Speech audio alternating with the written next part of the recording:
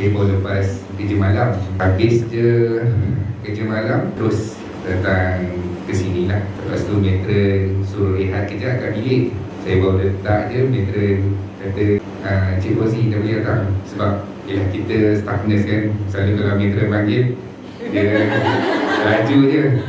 Saya naikkan kemo patient saya, kemoterapi, pukul 3 pagi. Diu dia dah sampai. Uncle ni Chinese, dia ada pack tube.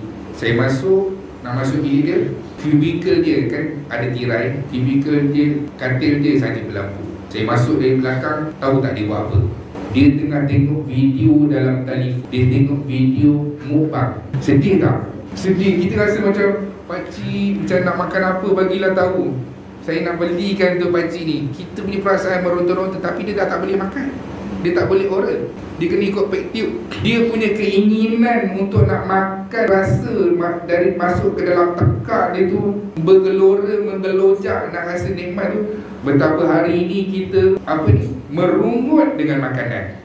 Kita dengan bab makan ni tak tahu nak makan apa. Pergi kafe ke, ada kafe kan? Tak ada kafe kan? Tak ada kafe, tak ada kantin ke? Uish, ini betul-betul puasa semua. Habis kalau orang datang melawat, beli dari luar. Uish. Ya, saya kena share dengan KN ni. Tahu tak? Hospital Jelebu. Kita merungut hari-hari lauk yang sama, menu yang sama. Tahu tak Hospital Jelebu, mereka bawa bekal. Tahu tak Hospital Jelebu, mereka tak merasa beratur di kantin.